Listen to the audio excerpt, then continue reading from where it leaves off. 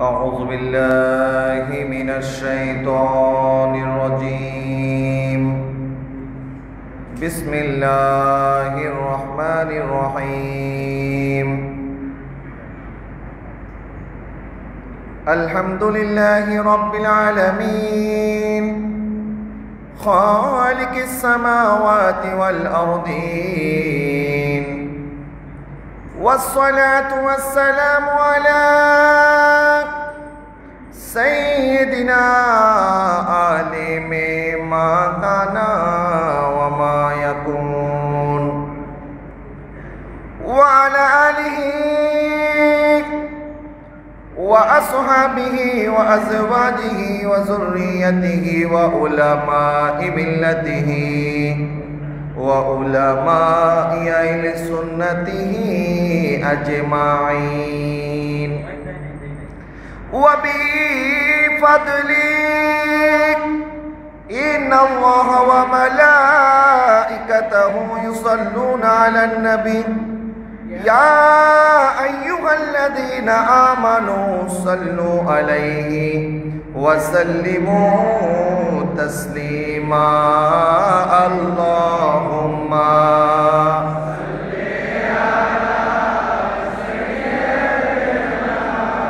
मौलाना मुहम्मद व अला आलि सय्यिदिना मौलाना मुहम्मद। अल्लाहुम्मा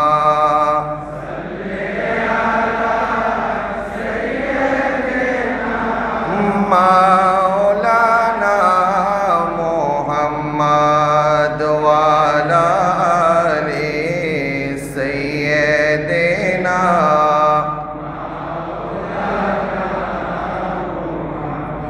तू जिंदा है वल्लाह, तू जिंदा है वल्लाह,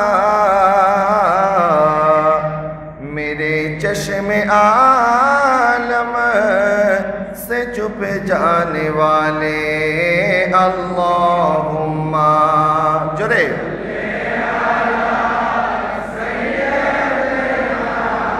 मौलाना मुहम्मद व अला आलि सय्यिदिना।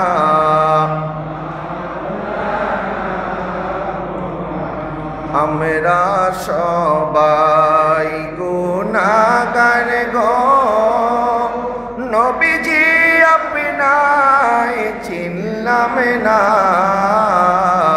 আমরা সবাই গুনাহগার গো, নবীজি আপনায় চিনলাম না। সেই কারণে রোজে হাশরে আপনি মোদের ভুইলেন না। আল্লাহুম্মা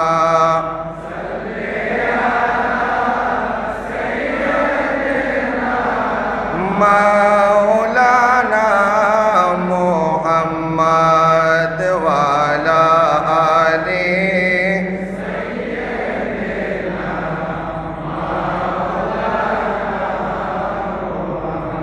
बिस्मिल्लाहिर्रहमानिर्रहीम। या अय्युहल्लज़ीना आमनू कुतिबा अलैकुमुस्सियामु कमा कुतिबा अलल्लज़ीना मिन क़ब्लिकुम लअल्लकुम तत्तक़ून। सदक़ल्लाहु मौलाना अज़ीम व सदक़ रसूलुहुन नबियुल करीम व नहनु अला ज़ालिका मिनश शाहिदीन। अल्हम्दुलिल्लाहि रब्बिल आलमीन। जिसे चाहा दर पे बुला लिया, जिसे चाहा अपना बना लिया, जिसे चाहा दर पे बुला लिया, जिसे चाहा अपना बना लिया। ये बरे करम की है फैसला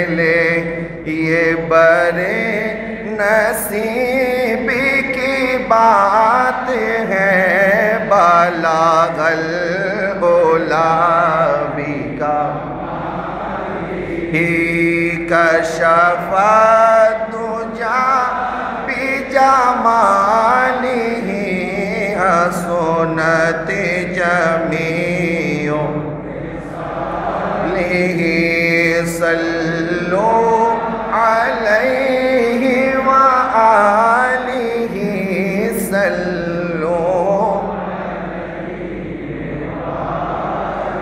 मेरा विर्द लबे है नबी नबी, मेरा दिल मकामे हबीब है।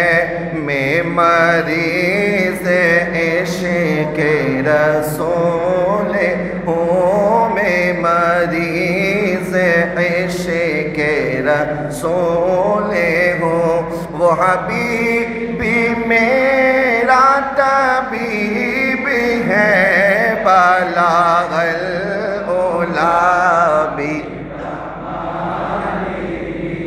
कशफा दुजा बिजमालिही हसनत जमीओ खिसालिही सल्लु अलैहि सल्लु अलैहि व आलिहि। अल्हम्दुलिल्लाहि रब्बिल आलमीन वस्सलातु वस्सलामु अला सय्यिदिल अशरफिल अंबिया'i वल मुरसलीन व अला आलिहि व अस्हाबिहि अजमाइन। मुअज्जिज़ मुहतरम हज़रत मुसल्लियान किराम रहिमनी व रहिमकुमुल्लाह, अस्सलामु अलैकुम व रहमतुल्लाहि व बरकातुहू। মহান রব্বুল আলামিন আহকামুল হাকিমিন আলিশান দরবারে লক্ষ কোটি শুকরিয়া আদায় করছি যে আল্লাহ সুবহানাহু ওয়া তাআলা আমাদেরকে আজকের এই পবিত্র মাহে রমাদানের প্রথম জুমায় আল্লাহর ঘরে মসজিদে আসার বসার তৌফিক দিয়েছেন। রব্বুল আলামিনের দরবারে শুকরিয়া তার মহব্বতের আওয়াজ একবার পড়ি আলহামদুলিল্লাহ। লক্ষ কোটি দুরূদ এবং সালাম আকায়ে নামেদার তাজদার মদিনা हुजूर सरवार कायनात इमामुल अंबिया इमामुल मुरसलीन नबी दो जहां रहमतुल लिल आलमीन मुहम्मद मुज्तबा अहमद मुस्तफा सल्लल्लाहु अलैहि वसल्लमेर नूरानी कदम मुबारके लक्ष कोटी दुरूद एवं सालातु सालामेर हादिया नजराना पेश करছি।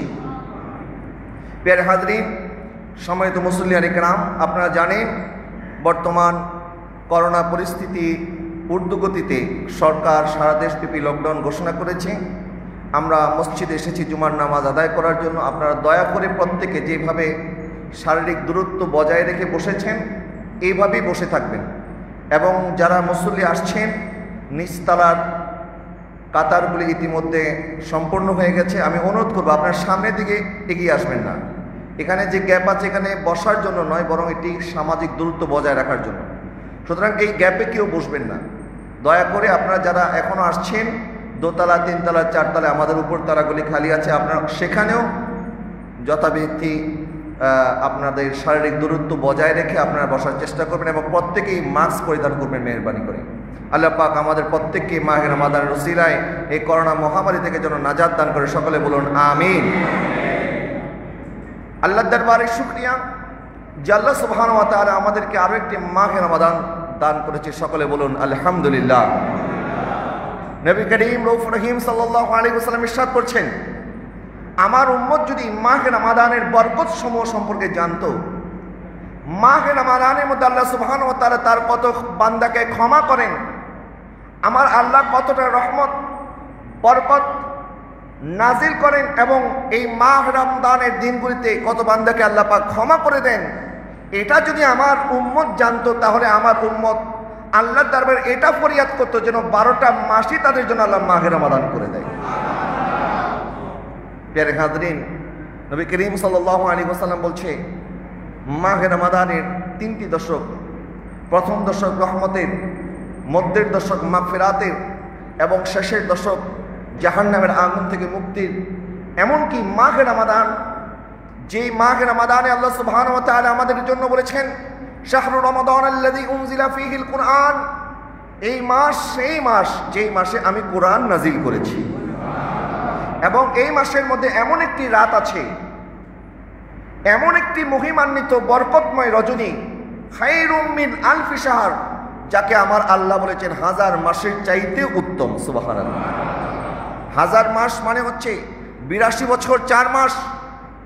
1000 মাস বরাবর আল্লাহ বলে নাই, আল্লাহ পাক বলছে 1000 মাসের চাইতেও উত্তম। সুবহানাল্লাহ। উত্তম কত বেশি এটা আমার আল্লাহই ভালো জানে। সুতরাং আমরা এই মাহ রমাদানকে ইস্তেকবাল জানিয়েছি, বরণ করেছি। এই মাহ রমাদানের প্রস্তুতি আমার আকা সাল্লাল্লাহু আলাইহি ওয়াসাল্লাম মাহে রজব থেকে শুরু করতেন। রজব মাস যেত, শাবান মাস যেত, এরপরে মাহ রমাদান যখন আসতো, হযরত আয়েশা সিদ্দিকা রাদিয়াল্লাহু তাআলা আনহা বলেন, আমার নবী সাল্লাল্লাহু আলাইহি ওয়াসাল্লাম মাহ রমাদান পাওয়ার পরে মনে হয় কোমর বেঁধে ইবাদত বন্দেগীতে নিয়োজিত হয়ে যেতেন। সুবহানাল্লাহ বলেন না? এই মাস এমন একটি মাস, নবী করিম সাল্লাল্লাহু আলাইহি ওয়াসাল্লাম ইরশাদ করছেন, ইযা দাখালা শাহরু রমাদান ফুতিহাত আবওয়াবুস সামা ওয়া গুল্লিকাত আবওয়াবু জাহান্নাম ওয়া সুলসিলাতিশ শায়াতিন। এই একটি হাদিসের পাশাপাশি আরো কয়েকটি হাদিস আছে। এই হাদিসটি বললাম মুত্তাফাক আলাইহি হাদিস। অন্য একটি সিগার মধ্যে এসেছে ফুতিহাত আবওয়াবুল জান্নাহ।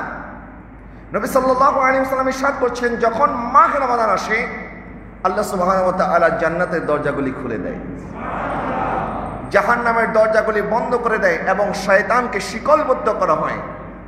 কেন করা হয়? আল্লাহ সুবহানাহু ওয়া তাআলা চান এই মাহ রমাদানে আমরা ইবাদত বন্দেগী করি। কারণ যখন জান্নাতের দরজা খোলা হবে, জাহান্নামের দরজা বন্ধ হবে এবং শয়তানকে শিকলবদ্ধ করা হবে, যে শয়তান আমাদেরকে দিয়ে গুনাহ করায়, অর্থাৎ গুনাহ করার রাস্তাগুলি আল্লাহ চান বন্ধ করে দেওয়ার জন্য, যেন বান্দা গুনাহ থেকে নিজেকে বাঁচাতে পারে। তার যাবতীয় ব্যবস্থাপনা আল্লাহ সুবহানাহু ওয়া তাআলা মাহে রমাদানে করে দেন। কারণ কি? আল্লাহ পাক বলছেন, ইয়া আইয়ুহাল্লাযীনা আমানু কুতিবা আলাইকুমুস সিয়ামু কামা কুতিবা আলাল্লাযীনা মিন ক্বাবলিকুম। আমি তোমাদের উপরে মাহে রমাদানের সিয়াম সাধনাকে ফরজ করেছি, যেভাবে ফরজ করেছি পূর্ববর্তী নবীদের উম্মতের উপরে। পূর্ববর্তীদের উপরেও এই মাহে রমাদানের রোজা, আমাদের যেমন 1 মাস ব্যাপী রোজা, তাদের উপরে হয়তো 1 মাস ব্যাপী রোজা ফরজ ছিল না, কিন্তু রোজা প্রত্যেক নবীর উম্মতের উপরেই ফরজ ছিল। আদম আলাইহিস সালামের সময় প্রত্যেক মাসে 3 দিন রোজা ফরজ ছিল, আইয়ামে বীজ যাকে বলা হয়, চাঁদের 13, 14, 15।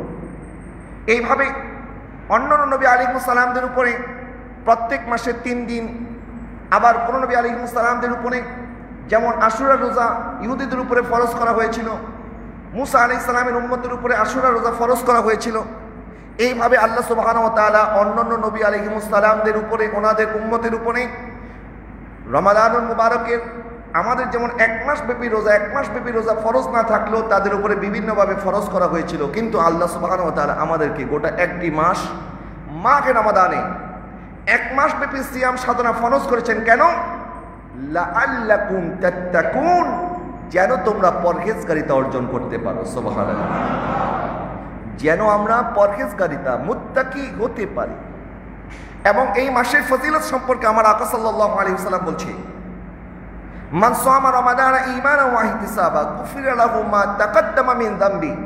মুত্তাফাক আলাইহি হাদিস। নবী সাল্লাল্লাহু আলাইহি ওয়াসাল্লাম ইরশাদ করছেন, যে ব্যক্তি ঈমান এবং ইহতিসাবের সাথে মাহ রমাদানের সিয়াম সাধনা পালন করে, আল্লাহ সুবহানাহু ওয়া তাআলা ওই বান্দার অতীত জীবনের সকল গুনাহ আল্লাহ ক্ষমা করে দেয়। এবং শুধু তাই নয়, নবী করিম সাল্লাল্লাহু আলাইহি ওয়াসাল্লাম ইরশাদ করছেন, আস-সাওমু নিসফুস সাবর ওয়া লিকুল্লি শাইইন যাকাতুন ওয়া যাকাতুল জিসমি আস-সাওম।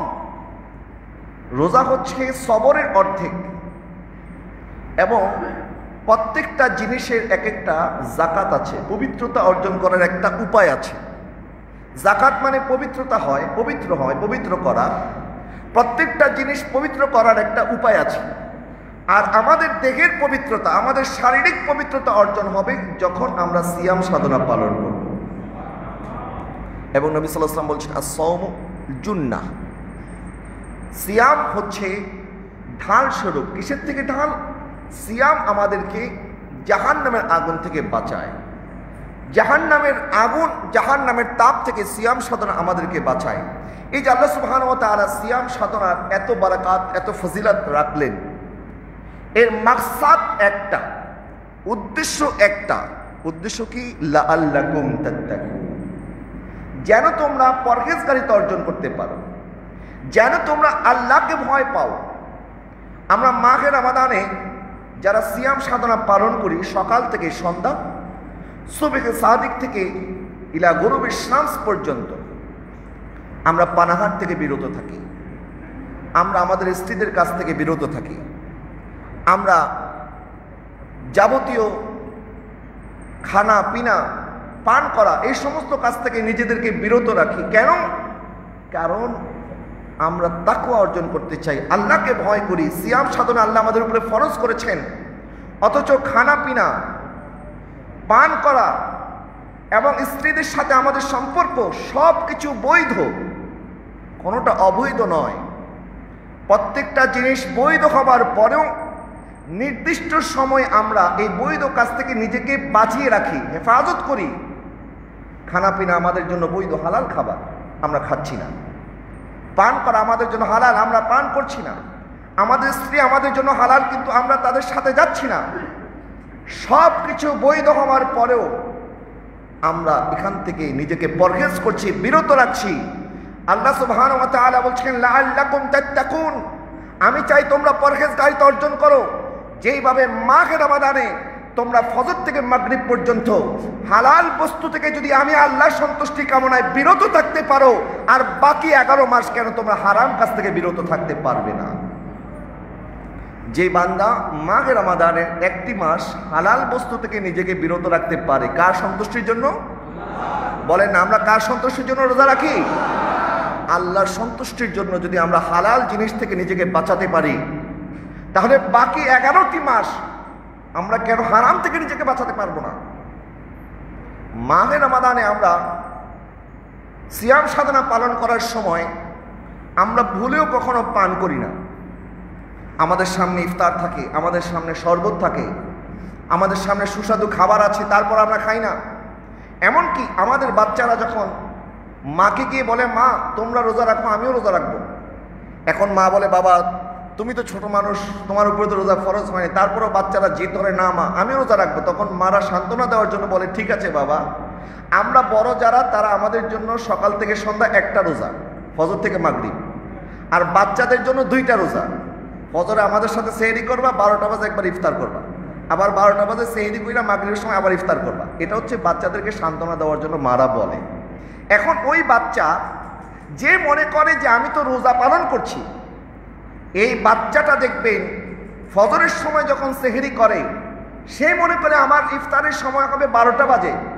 এই 12টা পর্যন্ত ওই বাচ্চা ভুলেও মুখের মধ্যে পানি নেয় না, ভুলেও খাবার গ্রহণ করে না। আবার 12টা থেকে মাগরিব পর্যন্ত ভুলেও সে লুকিয়ে লুকিয়ে পানি পান করে না। কারণ ওই বাচ্চাও জানে আমাকে কেউ দেখুক চাই না দেখুক, আমার আল্লাহ আমাকে দেখতেছে। কথা বলেন না, ঠিক কিনা? দেখেন নবী মুসা আলাইহিস সালামের উম্মতের সাথে আমাদের কি পার্থক্য? মুসা আলাইহিস সালামের উম্মতরা বলেছিলেন, ওয়াইজ কুলতুম ইয়া মুসা লান নুমিনা লাকা হাত্তা নারাল্লাহু জাহরাতান, আমরা ততক্ষণ পর্যন্ত আপনার উপরে ঈমান আনবো না যতক্ষণ পর্যন্ত আমরা আল্লাহকে দেখব। আমরা আল্লাহকে দেখার পরে ঈমান আনবো, এর আগে আপনার উপরে ঈমান আনবো না। মুসা কালিমুল্লাহর উম্মতটা বলেছিল, আমরা ঈমান আনবো না আল্লাহকে না দেখা পর্যন্ত। আর আমাদের উম্মতে মুহাম্মদের বাচ্চা বাচ্চা পর্যন্ত মাহে রমাদানের সিয়াম সাধনা পালন করার সময় মুখের মধ্যে পানি নেয় না। এমনকি আমরা উযু করার সময় সাবধানে উযু করি, যেন আমার গলার মধ্যে পানি প্রবেশ না করে। আমার গলায় পানি প্রবেশ করলে বাইরের মানুষ দেখুক আর না দেখুক, আমাদের ঈমান, আমাদের বিশ্বাস, আমার আল্লাহ আমাদেরকে দেখতেছে। কথা বলেন না, ঠিক কিনা? তাহলে মাহে রমাদানে সিয়াম সাধনা পালন করার সময় আমরা লুকিয়ে পানি খেলে যেমন আল্লাহ দেখে, আমাদের গলার ভিতরে পানি প্রবেশ করলে যেভাবে আমার আল্লাহ দেখে, ঠিক একইভাবে অন্য যত গুনাহ আছে, অন্য যত আল্লাহর হুকুম অমান্য করার মতো কাজ আছে, ওই কাজ যখন আমরা করি আমার আল্লাহ আমাদেরকে দেখে কি দেখে না? আল্লাহ সুবহানাহু ওয়া তাআলা এই বিশ্বাসটা আমাদের অন্তরের মধ্যে পাকাপোক্তভাবে দিয়ে দিতে চান। বান্দা তাকওয়া অর্জন করো। সিয়াম সাধনা পালন করছি, আবার অন্যান্য গুনাহও করছি। আমরা রোজাও রাখতেছি, নামাজও তরক করছি। আমরা রোজা রাখতেছি, আবার সিনেমা দেখতেছি। রোজা রাখতেছি, মিথ্যা কথা বলছি। মনে রাখবেন, তাহলে রোজার ফরজিয়ত তো আদায় হয়ে যাবে, কিন্তু যেই উদ্দেশ্যে আল্লাহ সুবহানাহু ওয়া তাআলা আমাদেরকে রোজা দান করেছেন, এই উদ্দেশ্য হাসিল হবে না, এবং আল্লাহ তাদেরকেও ক্ষমা করবে না। কারণ নবীজি ক্ষমার সাথে শর্ত জুড়িয়ে দিয়েছেন, মান সামা রমাদানা ঈমানাও ওয়া ইহতিসাবা গুফিরা লাহু মা তাকাদ্দামা মিন যামবি। যে ঈমানের সাথে ইহতিসাবের সাথে, এই ঈমান এবং ইহতিসাব কি? তাকওয়া। যতক্ষণ আমরা পরিপূর্ণভাবে তাকওয়া অর্জন করতে না পারবো, এমনকি নবী সাল্লাল্লাহু আলাইহি ওয়াসাল্লাম বলেছেন, তোমরা যখন সিয়াম সাধনা পালন করবে, যদি তোমার সাথে কেউ তর্ক করতে আসে, তোমাকে কেউ গালি দেয়, খবরদার তার সাথে তুমি তর্ক করবে না, তাকে তুমি পাল্টা গালি দিবে না, বরং তুমি তাকে বলবে আনা সাইম, আমি রোজাদার। সুবহানাল্লাহ বলেন, আমি কি? রোজাদার। কিন্তু দুঃখজনক বিষয়, আমরা রোজাও পালন করি, আবার মানুষের সাথে ঝগড়া করি, বিবাদ করি, মানুষকে গালাগালি করি, অশ্লীল কথাবার্তা বলি। প্রিয় হাজরিন, এখন আপনারা বলতে পারেন যে হুজুর, আল্লাহ পাক তো এই মাহে রমাদানে শয়তানকে শিকলবদ্ধ করে, শিকলবদ্ধ করার পরেও আমরা কেন গুনাহ করি? আমরা জানি শয়তান মানুষকে দিয়ে গুনাহ করায়, তো শয়তান তো এখন থাকে বন্দী অবস্থায়, তো এখন আমরা কেন গুনাহ করি? না, শয়তান সবসময় আমাদেরকে দিয়ে গুনাহ করায় না। আমাদের শত্রু হচ্ছে দুইটা, এক হচ্ছে শয়তান, আরেক হচ্ছে আমাদের কলব, আমাদের নফস। এই নফস, এটা আমাদের শত্রু। শয়তান যেভাবে আমাদের শত্রু, আমাদের নফস আমাদের শত্রু। কারণ শয়তান যেভাবে ভয়ঙ্কর, নফসের প্রতারণাও তার চাইতে কোনো অংশে কম নয়। কারণ শয়তান তো শয়তান হয়েছে তার নফসের তাড়নায়, নয়তো শয়তানকে শয়তান কে বানিয়েছে? শয়তানের আগে তো কোনো শয়তান ছিল না। তো এই শয়তান শয়তানি কেমনে করলো? কারণ শয়তানের নফস শয়তানকে শয়তান বানিয়েছে। আমাদের প্রত্যেকের সাথে আমাদের নফস আছে। আমাদের দুইটা শত্রু, একটা শত্রুকে আল্লাহ শিকলবদ্ধ করেছে, আরেকটা শত্রু আমাদের সাথে আছে। প্রিয় হাজরিন, এই জন্য এই নফসকে কাবু করার জন্য কিছু পদ্ধতি আছে। আমরা কি করে নফসকে কাবু করতে পারব? শয়তানকে শয়তান বানিয়েছে তার নফস। যেমন শয়তান বলেছিল আল্লাহকে, আল্লাহ আমি কেন সিজদা করব? আনা খায়রুম মিনহু, আমি তো আদম থেকে উত্তম। খালাকতানি মিন নার ওয়া খালাকতাহু মিন তিন। আল্লাহ আপনি আমাকে সৃষ্টি করেছেন আগুন থেকে, আর আদমকে সৃষ্টি করেছেন মাটি থেকে, তো আমি তো আদম থেকে উত্তম, আমি সেরা। এই যে আমি, আনানিয়াত, নিজেকে নিজে আমিত্ব প্রকাশ করা, এটা আল্লাহর পছন্দ নয়। আল্লাহ চাইলে শয়তানের এই যুক্তির জবাব দিতে পারতেন, কারণ সৃষ্টি করেছেন আল্লাহ, হুকুম করেছেন আল্লাহ। আল্লাহ চাইলে জবাব দিতে পারতেন, তার যুক্তিকে খণ্ডন করতে পারতেন। আল্লাহ খণ্ডন করে নাই, বরং বলেছে তুমি আমার জান্নাত থেকে বের হয়ে যাও, এবং কিয়ামত পর্যন্ত তুমি অভিশপ্ত, তোমার ঠিকানা জাহান্নাম, চিরস্থায়ী জাহান্নাম। শয়তান বলেছিল আল্লাহ আপনি আমাকে বিতাড়িত করলেন, আপনি আমাকে পথভ্রষ্ট, আমাকে জাহান্নামী বানিয়ে দিলেন, ঠিক আছে, আমিও আপনার বান্দার বিরুদ্ধে এমনভাবে লেগে থাকব, আমি যেইভাবে জাহান্নামে যাব, আমার সাথে সাথে আপনার সব বান্দাকে জাহান্নামে নিয়ে যাব। আল্লাহ জিজ্ঞাসা করলেন তুমি আমার বান্দাকে কিভাবে প্রতারিত করবে? বলে আল্লাহ ডান দিক থেকে করব, বাম দিক থেকে করব, সামনে থেকে করব, পিছন থেকে করব, চতুর্দিক থেকে আমি আপনার বান্দাকে প্রতারণার জালে আবদ্ধ করব, আমার গুনার জালে আমি তাকে আটকে রাখবো। আমার আল্লাহ বলে ঠিক আছে যাও, চারটা দিক আমি তোমাকে দিয়ে দিলাম, দুইটা দিক আমি আমার জন্য রেখে দিলাম। আমার বান্দা যখন ডান দিক থেকে, বাম দিক থেকে, সামনে থেকে, পিছন থেকে তোমার দ্বারা প্রতারিত হয়ে গুনাহ করবে, আর বান্দা যখন জমিনে মাথাটা রাখবে, আসমানের দিকে হাত তুলে দেবে, আমার বান্দা যদি আসমান পরিমাণ সমান গুনাহ করে থাকে, আমার বান্দা ক্ষমা চাইতে দেরি করবে, আমি ক্ষমা করতে দেরি করব না।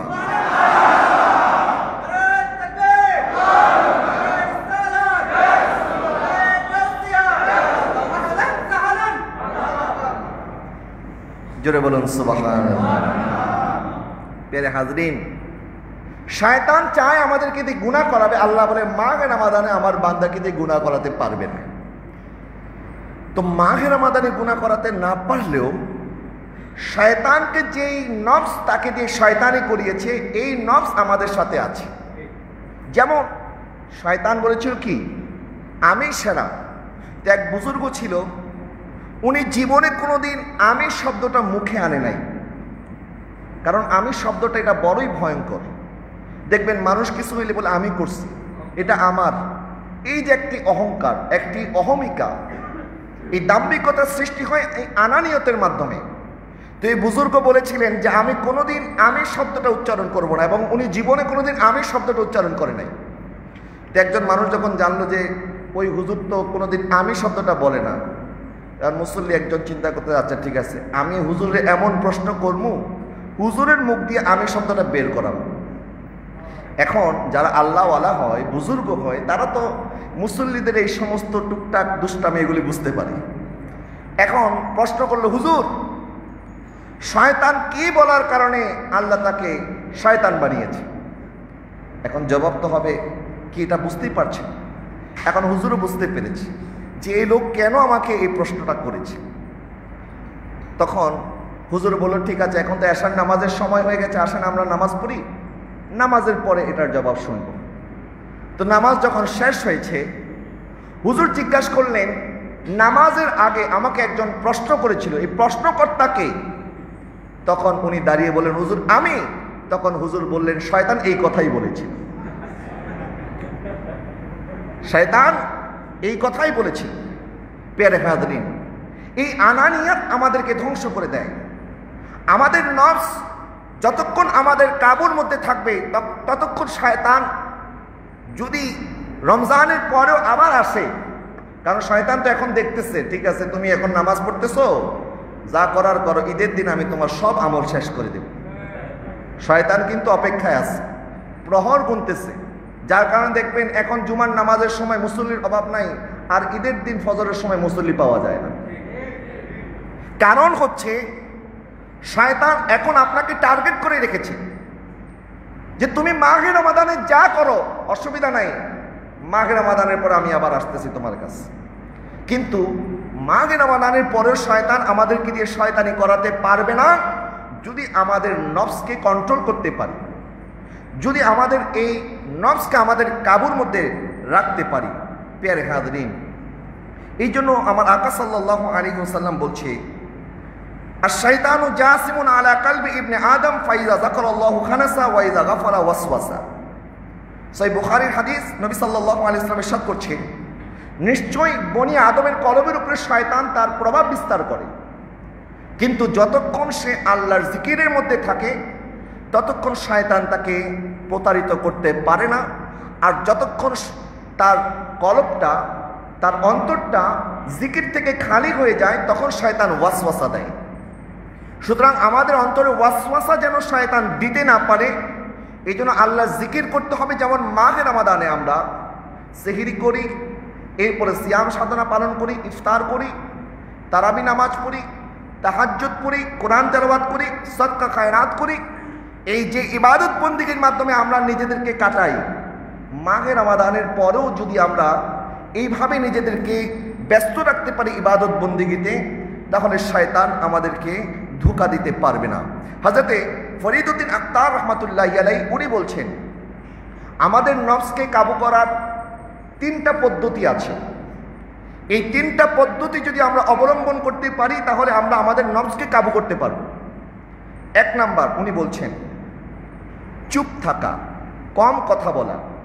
নবী সাল্লাল্লাহু আলাইহি ওয়াসাল্লাম ইরশাদ করছেন, ফামান সামিতা নাজা, যে ব্যক্তি চুপ থাকলো সে নাজাত পেল।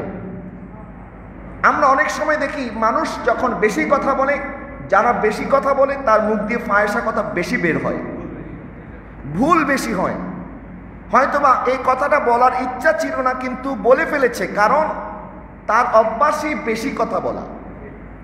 এই জন্য সিয়াম সাধনায় আমরা যেভাবে নিজেদের জবানকে হেফাজত করি, সিয়াম সাধনার পরেও অন্য 12টি মাস 11টি মাসও আমাদেরকে আমাদের জবানকে কাবু রাখতে হবে।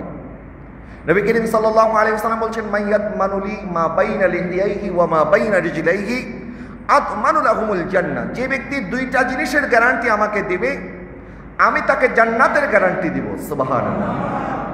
আমার নবী জান্নাত দিতে পারে কি পারে না? জান্নাত দেওয়ার ক্ষমতা আছে কি আছে না? লা ওয়া রাব্বিল আরশ জিসকো जो मिला उनसे मिला बटती है कौनैन में नेमत रसूलुल्लाह की तुझसे वर जन्नत से क़यामत नब वहां भी दूर हो हम रसूलुल्लाह की और जन्नत रसूलुल्लाह। प्यारे हाजरीन, নবীজি বলছেন দুইটা জিনিসের গ্যারান্টি দাও, আমি তোমাকে জান্নাতের গ্যারান্টি দেব। এক নাম্বার, তোমার দুই চওয়ানের মাঝখানে যা আছে, তোমার জিহ্বা, এবং তোমার দুই উরুর মাঝখানে যা আছে, তোমার প্রাইভেট পার্ট, লজ্জাস্থান, দুইটা জিনিসের গ্যারান্টি আমাকে যদি দিতে পারো, আমি নবী তোমাকে জান্নাতের গ্যারান্টি দিলাম। অর্থাৎ আমাদের সব পাপের মূল হচ্ছে আমাদের জিহ্বা। আরেক হাদিসে আছে আমাদের দেহের প্রত্যেকটা অঙ্গ প্রত্যঙ্গ প্রত্যেক দিন সকালবেলা এই জিহ্বার কাছে পানাহ চায় যে জিহ্বা তুমি কিন্তু আজকে আমাদেরকে দিয়ে উল্টাপাল্টা কাজ করায় না, তুমি ঠিক আমরা ঠিক, তুমি বেঠিক আমরা বেঠিক। মানুষের ঝগড়া শুরু হয় কথার মাধ্যমে।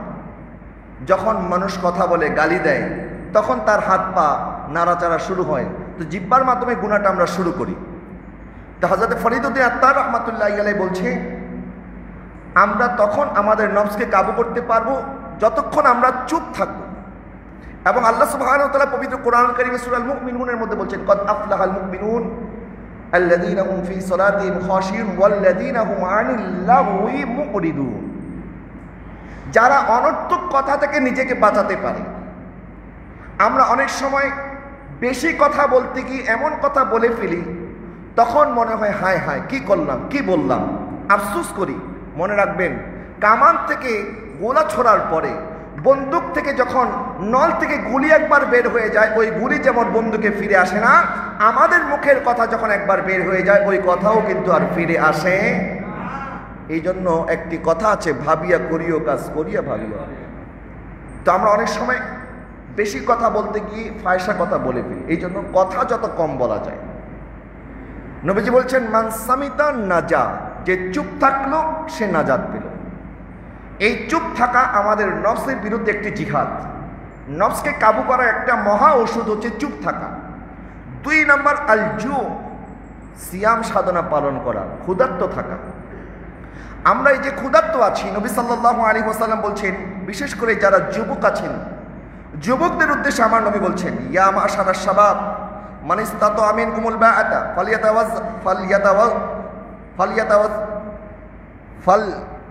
ফালইয়াতাযাওয়াজা। ইয়া মাশারাশ শাবাব মান ইসতাতা মিনকুমুল বাআতা ফালইয়াতাযাওয়াজা ওয়া মান লাম ইসতাতি ফাআলাইহি বিস-সাওম ফাইন্নাহু লাহু উইজা। আমার আকা সাল্লাল্লাহু আলাইহি ওয়াসাল্লাম ইরশাদ করছেন, হে যুবকরা, তোমাদের মধ্যে যাদের সামর্থ্য আছে বিয়ে করার, তোমরা বিয়ে করো। কারণ ওই যে আরেকটি কথা নবীজি বলেছেন, আমাদের প্রাইভেট পার্টের হেফাজতের কথা নবীজি বলেছেন। আমাদের লজ্জাস্থান হেফাজত হবে যখন আমরা, যারা উপযুক্ত হয়েছেন, সামর্থ্যবান হয়েছেন, তারা যদি শাদী করেন, তাহলে এই সমস্ত গুনাহ থেকে নিজেকে বাঁচাতে পারবেন। এরপরে নবীজি বলছেন ওয়ামান লাম ইয়াস্তাতি ফাআলাইহি বিস-সাওম। আর যদি তোমরা বিয়ে করতে না পারো, হতে পারে আর্থিক সামর্থ্য নাই, অন্য যে কোনো কারণে যদি বিয়ে করতে আমরা না পারি, নবীজি বলছেন তাহলে তার জন্য আছে রোজা। কারণ তুমি যখন রোজা রাখবে তখন তোমার শাহওয়াতটা কমে যাবে। আমাদের যৌবিক চাহিদাকে বাধাগ্রস্ত করার জন্য সওম হচ্ছে একটি ওষুধ। এই সওম আমাদেরকে গুনাহ থেকে হেফাজত করে। সেই জন্য হযরত ফরিদউদ্দিন আত্তার রাহমাতুল্লাহি আলাইহি বলছে, এই যে ক্ষুধা, এই ক্ষুধা আমাদের অন্তরকে কাবু করতে সাহায্য করে, আমাদের নফসকে কাবু করতে সাহায্য করে। আমরা ফজর থেকে মাগরিব পর্যন্ত সারাদিন যখন ক্ষুধার্ত অবস্থায় আছি, এবং এই ক্ষুধা আমাদেরকে, আমাদের লজ্জাস্থানকে গুনাহ থেকে বিরত রাখে। সেই জন্য 2 নাম্বার ওষুধ হচ্ছে ক্ষুধা। 3 নাম্বার উনি বলছেন একাকী থাকা। যখন আমরা একাকী থাকবো, যেমন মাঘের রমাদানের একটি গুরুত্বপূর্ণ আমল হচ্ছে ইতিকাফ। এই ইতিকাফ আমার আকা সাল্লাল্লাহু আলাইহি ওয়াসাল্লাম জীবনের প্রত্যেকটা বছর ইতিকাফ করতেন। সুবহানাল্লাহ। মা আয়েশা সিদ্দিকা রাদিয়াল্লাহু তাআলা বলেন নবীজি প্রত্যেক বছর ইতিকাফ করতেন। এমনকি যেই বছর নবী সাল্লাল্লাহু আলাইহি ওয়াসাল্লাম ওফাত বরণ করেন, ওই বছরও নবী ইতিকাফ করেছেন। এতেকাফ কখনোই নবীজি ছাড়তেন না। কিন্তু দুঃখজনক বিষয়, আমরা নবী সাল্লাল্লাহু আলাইহি ওয়াসাল্লামের অন্যান্য সুন্নতের ব্যাপারে যতটা যত্নশীল, যেমন আমরা দাড়ি রাখি, মেসওয়াক করি, টুপি পরি, পাগড়ি পরি, অন্যান্য সুন্নতের বেলায় আমরা অনেক যত্নশীল, কিন্তু এতেকাফের বেলায় আমরা গাফেল। অথচ এই এতেকাফ আমাদের নফসকে কাবু করার জন্য একটা মহা ওষুধ। কারণ আমরা যখন এতেকাফে একাকী থাকব, আল্লাহকে নিয়ে চিন্তা করব, আমার সৃষ্টি নিয়ে চিন্তা করব, আল্লাহর ইবাদত বন্দেগীর মধ্যে একাকী সময় ব্যয় করব। একাকী থাকার মধ্যে অনেক ফজিলত আছে। এর মানে এই নয় আমরা বাজার সদাই যাব না, আত্মীয় স্বজনের সাথে দেখা সাক্ষাৎ করবো না, না। কিন্তু দেখবেন বেশিরভাগ সময় আমরা যখন আড্ডা দেই, বন্ধুদের সাথে কথাবার্তা বলি, সেখানে আখিরাতের কথা কম বলি, দুনিয়াবি কথা বেশি বলি, গুনার কথা বলি, ফায়সা কথা বলি, মানুষের গীবত করি, চগলখড়ি করি। তা আমরা যখন আমাদের বিভিন্ন মানুষের সাথে গল্প গুজবে যাই, তখন আমরা সোয়াব তো কামাই করতে পারি না, বরং গুনাহ নিজের আমলনামার মধ্যে বাড়িয়ে তারপরে ঘরে ফিরি। এই জন্য একাকী থাকা এটাও একটা বড় আমল। এবং মাহে রমাদানে এই ইতিকাফ আমাদেরকে একাকী থাকার যে আমলটা শিক্ষা দেয়, যে একাকী ইবাদত বন্দেগী করা, আল্লাহকে স্মরণ করা এবং নিজেকে নিজে চিন্তা করা যে আমি কি করছি, আমার গন্তব্য কোথায়, আমি কোথায় যাব। আজকে দেখেন কোনো মানুষের যদি আল্লাহ না করুক তাকে আইসিইউতে থাকতে হয়, হসপিটালে থাকতে হয়, সেখানে কিন্তু তিনি 8 দিন 10 দিন যখন একাকী থাকেন তখন অনেক কিছু চিন্তা ভাবনা করেন, নিজেকে সংশোধন করার একটা চেষ্টা করেন যে আমি কি করলাম, আমার হাতে তো আর সময় নাই, হয়তোবা এই আইসিইউ থেকে আবার বাড়িতে ফিরে নাও যেতে পারি। নিজের মধ্যে একটা রিয়েলাইজেশন তৈরি হয়, নিজেকে নিজে একটা আত্মশুদ্ধি করার চেষ্টা করেন। ঠিক একইভাবে মাহে রমাদানের এই 10টি দিন আপনি 10 দিন না পারেন, আপনি 3 দিন করেন, 3 দিন না পারেন, একদিনও যদি এতেকাফ করেন, এতেকাফ হয়ে যাবে। কিন্তু আমাদের দুঃখজনক বিষয়, আমরা এতেকাফ করতে পারি না। আবার এলাকার, যেহেতু এতেকাফ একটি আমল যেটি হচ্ছে সুন্নতে মুআক্কাদা আলাল কিফায়া, এলাকাবাসীর পক্ষ থেকে এটা যে কোনো একজনকে অবশ্যই আদায় করতে হবে। যদি আদায় না করে এলাকার সবাই গুনাহগার হবে। তখন অনেক জায়গার মধ্যে এমন হয় যে এতেকাফকারীর জন্য মুসল্লি পাওয়া যায় না, তখন এলাকার লোকেরা টাকা কালেকশন করে একজন বৃদ্ধকে একটা টাকা দিয়ে দেয় যে বাবা আপনাকে টাকা দিলাম, এই টাকার বিনিময়ে আপনি এতেকাফ করেন। নাউজুবিল্লাহ বলেন। আমরা কতটা গাফেল যে এলাকার মধ্যে একটা মানুষ পাওয়া যায় না এতেকাফ করার জন্য, অথচ এটা অনেক বড় আমল। আমরা একাকী থাকলে নিজেকে নিজে প্রশ্ন করতে পারবো আমরা কি করলাম এবং আমাদের কি করণীয়। আমরা তো মানুষের দিকে তাকাই। একবার এক ব্যবসায়ী এক জায়গায় সফরে বের হয়েছে, ওনার কাছে একটা হীরার টুকরা ছিল। এখন ওনার কাছে একটা হীরার টুকরা আছে, এটা চোর বুঝতে পেরেছে। চোর যখন বুঝতে পেরেছে তখন চোরও তার সাথে সফরে একসাথে রওনা দিয়েছে এবং চোরও বলতেছে আমি একজন ব্যবসায়ী, আমিও হীরার ব্যবসা করি, আমিও আপনার সাথে ব্যবসায় যাচ্ছি। বলে ঠিক আছে চলেন একসাথে যাই। তো যখন সফরের মধ্যে একসাথে যাচ্ছে জাহাজ দিয়ে, আগের কালে তো জাহাজের সফর ছিল, উড়োজাহাজ ছিল না, তো জাহাজ দিয়ে যখন যাচ্ছে অনেক খোঁজ গল্প করতে করতে করতে করতে যখন রাত হয়ে গেল তখন চোর চিন্তা করলো ঠিক আছে এখন আমার চুরি করার সময় এসেছে। সে যখন ঘুমাবে তারপরে আমি তার পকেট থেকে তার হীরাটা চুরি করব। যখন ব্যবসায়ীও তার এই মতলব বুঝলো, ব্যবসায়ী চিন্তা করতেছে আচ্ছা ঠিক আছে তুমি চুরি করার নিয়তে অপেক্ষা করতেছ, ঠিক আছে আমি এমন পদ্ধতি করব তুমি আর চুরি করতে পারবে না। যখন চোর ঘুমিয়ে পড়েছে, ব্যবসায়ী কী করলো, তার নিজের পকেটের মধ্যে যে হীরার টুকরা ছিল এই হীরার টুকরা নিজের পকেট থেকে বের করে চোরের পকেটে নিয়ে রেখে দিয়েছে। এখন চোর যখন মাঝরাতে ঘুম থেকে জাগ্রত হয়ে দেখছে ব্যবসায়ী ঘুমাচ্ছে, এখন চোর তো ওই ব্যবসায়ীর ডানে বামে সব পকেট খুঁজতে খুঁজতে শেষ, তার ব্যাগ ট্যাগ সব খুঁজেছে, খুঁজতে খুঁজতে দেখে কোথাও নাই। তা আবার সে ঘুমিয়ে পড়েছে। তা আবার ফজরের সময় ওই ব্যবসায়ী উঠে তার পকেট থেকে সেই হীরাটা নিজের পকেটে রাখলো। সকালবেলা যখন চোর ঘুম থেকে জাগ্রত হয়ে জিজ্ঞাসা করছে আচ্ছা ভাই কালকে রাত্রে আপনার কাছে যেই হীরাটা ছিল ওই হীরাটা কি আছে আপনার কাছে? বলে হ্যাঁ আছে। তো বলে কোথায়? পকেট থেকে বের করে দেখালো এই যে আমার হীরা। এখন শয়তান চিন্তা করতেছে কি, চোর চিন্তা করতেছে আমি এত চেষ্টা করলাম তার এই পকেটের মধ্যে তো আমি হাত দিয়েছি, এই পকেটে হাত দেওয়ার পরও এই হীরাটা পেলাম না। আচ্ছা ঠিক আছে আজকে রাতে ঠিক আমি এই হীরাটা চুরি করব। আবার দ্বিতীয় রাত্রের একই অবস্থা, দ্বিতীয় রাত্রেও ওই ব্যবসায়ী চোরের পকেটের মধ্যে হীরাটা রেখে দিয়েছে। আবার তৃতীয় রাতেও যখন একই নিয়ত নিয়ে চোর ঘুমাতে গিয়েছে, তৃতীয় রাত্রে ওই ব্যবসায়ী তার পকেট থেকে হীরাটা নিয়ে চোরের পকেটে রেখে দিয়েছে। তৃতীয় রাত্রেও চোর যখন খুঁজতে খুঁজতে কোথাও পায় না, ক্লান্ত হয়ে ঘুমিয়ে পড়েছে। চতুর্থ দিন এখন আর ওই চোরের ধৈর্যের বাঁধ ভেঙে গেছে। এখন বলতেছে যে ভাই, আমি আসলে কোনো ব্যবসায়ী না, আমি একটা চোর। আমি মূলত আপনার সাথে এতদিন সফর করছি যে আপনার পকেট থেকে হীরাটা চুরি করার জন্য, কিন্তু আশ্চর্য ব্যাপার, দিনের বেলায় আপনার কাছে হীরাটা পাওয়া যায়, রাত্রেবেলায় যখন আমি আপনার পকেটের মধ্যে তালাশ করি তখন তো হীরা পাই না। আপনি কোথায় রাখেন? এখন আমাকে এই কৌশলটা একটু বলে দেন, আমার আর ধৈর্য কুলাচ্ছে না। তখন ওই ব্যবসায়ী বলছে, আরে তুমি যদি একটু নিজের পকেটে খুঁজতা তাহলে হীরাটা পেয়ে যেতে। তুমি তো আমার পকেটে খুঁজেছো, নিজের পকেটে একটু খুঁজো। প্যারে হাজরিন, আমরা তো মানুষকে নিয়ে বলি মানুষ এটা করেছে সেইটা করেছে। আমরা কখন নিজেকে নিয়ে চিন্তা করব? কখন নিজের কবরে তৈয়ারি করব? কখন নিজে তাকওয়াবান হব? প্যারে হাজরিন, মানুষ যখন দেখে কোনো ঘরে চুরি হয়েছে তখন সবাই বলে নিশ্চয়ই এই ঘরের মধ্যে চোরকে সাহায্যকারী কেউ আছে, নয়তো বাইরের মানুষ কেমনে জানবে এই ঘরে কয় টাকা আছে? বাইরের মানুষ কেমনে জানবে কোন জায়গায় সম্পদ আছে? তার মানে ঘরের কেউ না কেউ আছে এই চুরিতে সহায়তা করেছে। ঠিক একইভাবে শয়তান আমাদেরকে দিয়ে গুনাহ করায়, আর ওই শয়তানকে সহায়তা করে আমাদের নফস। এই শয়তানকে কাবু করতে হলে আমাদের নফসকে আগে কাবু করতে হবে। নফসে লাওয়ামা থেকে নফসে মুতমাইন্নাতে অর্জন করতে হবে। আমরা যদি নফসে মুতমাইন্না অর্জন করতে পারি, আল্লাহ পাক বলবেন, ইয়া আইয়াতুহান নাফসুল মুতমাইন্না ইরজিই ইলা রাব্বিকি রাদিয়াতাম মারদিয়া ফাদখুলি ফি ইবাদি ওয়াদখুলি জান্নাতি।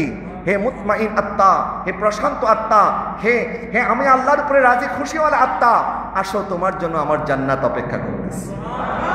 আরো জোরে বলুন না সুবহানাল্লাহ।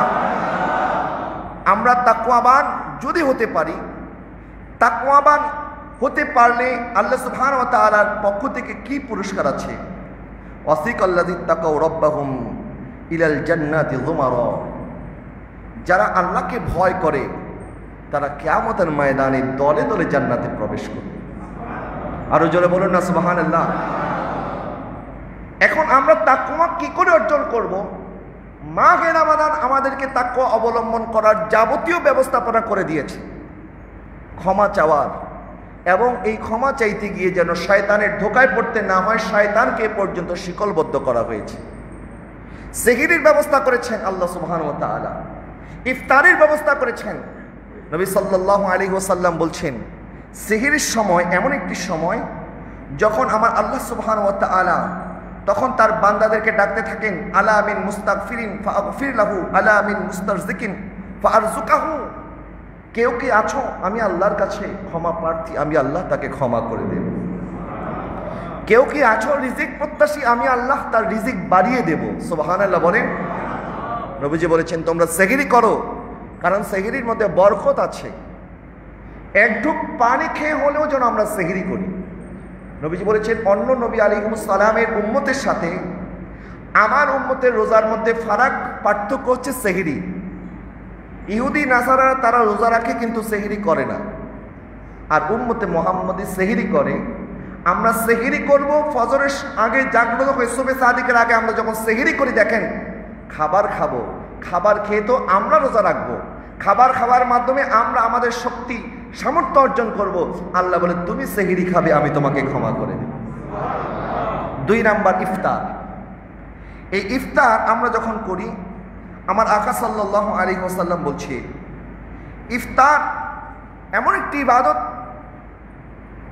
as-সাইমুল ফারহাতান, যে সিয়াম সাধনা পালন করে তার জন্য 2টা খুশির সময়। এক সময় হচ্ছে সে যখন ইফতার করে, আরেকটি সময় হচ্ছে যখন সে আল্লাহর সাথে কিয়ামতের ময়দানে মিলিত হবে। সুবহানাল্লাহ। ইফতার করা আমাদের জন্য আনন্দের একটি বিষয়, আমার নবী সাল্লাল্লাহু আলাইহি ওয়াসাল্লাম বলেছেন। এই জন্য ইফতার করতে দেরি করবেন না। অনেকে ইফতার করতে দেরি করেন। ইফতার করার সুন্নত হচ্ছে তাড়াতাড়ি ইফতার করা, যখন ওয়াক্ত হয়ে যাবে। তবে এটা আবার নয় যে আপনি ওয়াক্ত হওয়ার আগে ইফতার শুরু করে দিলেন। আবার আমাদের দেশে একটি কনসেপ্ট মানুষের মাথার মধ্যে চলে এসেছে, মানুষ মনে করে সুবহে সাদিকের সময় মনে হয় আজানের সাথে, ইফতারের সময় মনে হয় আজানের সাথে। না, সুবহে সাদিক এবং ইফতার এই দুইটা আজানের সাথে কোনো সম্পর্ক নাই। আজান 5 মিনিট পরেও হতে পারে। আপনি আজানের জন্য অপেক্ষা করবেন না। অনেকে খাবার খেতেই থাকে, এদিক দিয়ে তার ওয়াক্ত চলে গেছে, সুবহে সাদিক হয়ে গেছে, কিন্তু হয়তো মুয়াজ্জিন সাহেব আজান দিতে বিলম্ব করছেন। আর যেহেতু ওই সময়টা একটি সন্দেহযুক্ত সময়, এই জন্য মাঝে মধ্যে 2, 4, 5 মিনিট পরে মুয়াজ্জিনরা আজান দেয়। তো এই জন্য আজানের অপেক্ষা করতে করতে আপনি যদি খাবার খেতেই থাকেন আর ওই দিক দিয়ে যদি ওয়াক্ত হয়ে যায়, তাহলে কিন্তু আপনার রোজা হবে না। আবার একইভাবে যদি আপনি মনে করেন মুয়াজ্জিন আজান দিয়ে দিয়েছে কিন্তু এখনো ওয়াক্ত হয় নাই, আপনি খাবার শুরু করে দিলেন মাগরিবের আগেই, তাহলে কিন্তু আপনার রোজা ভেঙে যাবে। এই জন্য মাহে রমাদানের তোহফা আমাদের প্রায় প্রত্যেকের কাছেই আছে। বিভিন্ন প্রতিষ্ঠানের, মাদ্রাসার এতিমখানার, বিভিন্নভাবে আমাদের কাছে ইসলামিক ফাউন্ডেশনের সেহরির সময়, ইফতারের সময় সব দেওয়া আছে। এই জন্য আপনারা ঘড়িকে ফলো করবেন, সময়কে ফলো করবেন, আজানকে নয়। আজানের সাথে সেহরি এবং ইফতারের কোনো সম্পর্ক নাই। এটা হচ্ছে নামাজের সাথে সম্পর্ক। আজানের সাথে সম্পর্ক নামাজের, সেহরি ইফতারের নয়। সেই জন্য সেহরি এবং ইফতার আমরা করব যখন আমরা ইফতার করি। আমার আকা সাল্লাল্লাহু আলাইহি ওয়াসাল্লাম বলছেন, লিসাইমি ফারহাতান, ইজা আফতারা ফারহা ওয়া ইজা লিকা রব্বিহি ফারহা। যখন আমার বান্দা সিয়াম সাধনা পালন করে ইফতার বসে, তখন এটা হচ্ছে তার জন্য একটি সুখকর সময়। আর আরেকটি সুখকর সময় হচ্ছে যখন সেই বান্দা আল্লাহ রাব্বুল আলামিনের সাথে তার দিদার হবে, মোলাকাত হবে। দুইটা বিষয়কে নবীজি পাশাপাশি কেন বললেন? এক ইফতার, আরেক হচ্ছে আল্লাহর সাথে সাক্ষাৎ। মনে রাখবেন, আল্লাহর পক্ষ থেকে দুনিয়ার সবচেয়ে বড় নিয়ামত হচ্ছে আমাদের ঈমান, আর আখিরাতের মধ্যে সবচেয়ে বড় নিয়ামত হবে আল্লাহ রাব্বুল আলামিনের দিদার। সুবহানাল্লাহ। দুনিয়ার ঈমান, আখিরাতে দিদার ইলাহি, এই দুইটা হচ্ছে আমাদের জন্য সবচেয়ে বড় পুরস্কার। তো আল্লাহর কাছে আমরা দোয়া করি, আল্লাহ সুবহানাহু ওয়া তাআলা যেভাবে দুনিয়াতে আমাদেরকে ঈমান নসিব করেছে, আখিরাতে যেন আল্লাহ পাকের দিদার নসিব করে। সকলে বলুন আমিন। প্রশ্ন হচ্ছে, এক জায়গায় নবীজি বললেন ইফতার করা এবং আল্লাহর সাথে সাক্ষাৎ করা, দুইটাকে নবীজি পাশাপাশি কেন বললেন? কারণ পাশাপাশি এই জন্য বলেছেন, আল্লাহ সুবহানাহু ওয়া তাআলা হাদিসে কুদসির মধ্যে বলেন, আস-সাওমু লি ওয়া আনা আজজি বিহি। আমরা যত ইবাদত বন্দেগী করি, প্রত্যেকটা ইবাদত বন্দেগীর আলাদা আলাদা মর্যাদা আছে, ফজিলত আছে, বরকত আছে, প্রতিদান আছে।